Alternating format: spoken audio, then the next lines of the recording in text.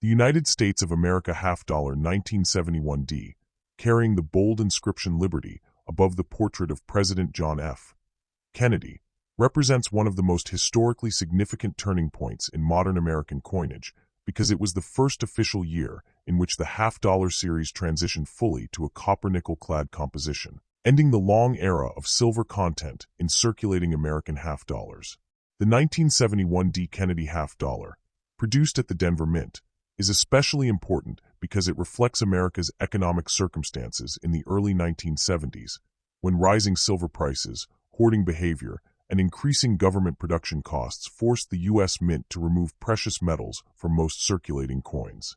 Until this moment, half-dollars minted in 1964 were made from 90% silver, and those from 1965 to 1970 contained 40% silver.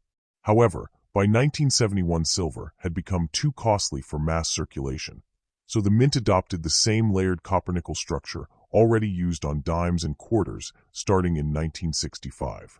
This change dramatically altered the future of United States currency. The obverse of the coin features the enduring left-facing portrait of John F. Kennedy, sculpted by Gilroy Roberts, who captured Kennedy's youthful confidence and presidential dignity. The word liberty stretches across the upper rim, while the national motto, "I in God we trust," appears below the portrait, split by Kennedy's neck.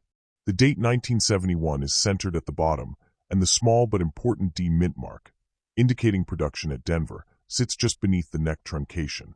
The reverse, designed by Frank Gasparo, depicts the majestic presidential coat of arms, with a heraldic eagle clutching an olive branch, symbol of peace, in its right talon, and a bundle of arrows, symbol of military strength, in its left talon. Surrounding the eagle are 50 small stars representing the states, and above it is a ring of radiating light symbolizing national power and American ideals. Encircling the design are the inscriptions United States of America and half-dollar. In physical specifications, the 1971 D half-dollar weighs approximately 11.34 grams, has a diameter of 30.6 millimeters, a thickness of 2.15 millimeters, and a reeded edge. It is composed of outer layers of 75% copper and 25% nickel bonded to a pure copper core, which gives the clad coin its distinctive sandwich appearance when viewed from the edge. The Denver Mint produced an extremely high mintage that year, striking more than 302 million coins, one of the largest outputs for any half-dollar issue. Yet despite these massive numbers, the half-dollar was already falling out of everyday circulation in American commerce, largely because vending machines, banks, and cash registers rarely used the denomination, and many citizens preferred smaller coins like quarters for daily transactions. Also, because the Kennedy half-dollar was emotionally tied to the memory of the assassinated president, many people saved them as keepsakes rather than spending them, even after they no longer contained silver. Due to this, 1971 D half-dollars often sat in rolls, bags, and bank vaults for years, which means that although they are common, high-grade examples in MS-65, MS-66, or MS-67 are valued by collectors since clad coins are prone to contact marks and dull luster from bulk handling.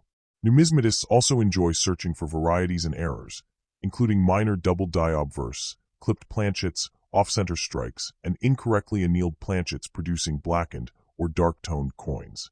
These anomalies make certain pieces more desirable.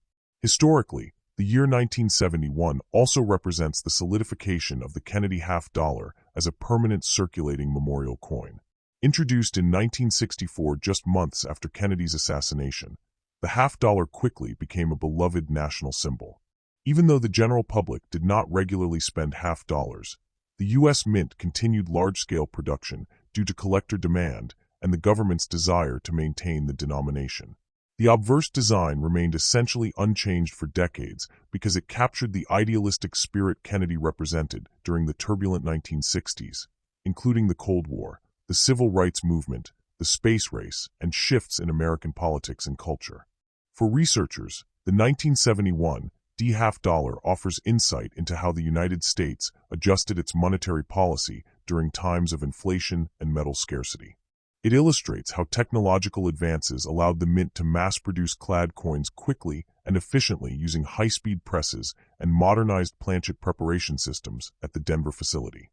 Today, the 1971 D Kennedy half-dollar, serves not only as a circulating coin, but as an accessible educational artifact that demonstrates the evolution of American currency, the legacy of President Kennedy, and the changing economic landscape of the 1970s.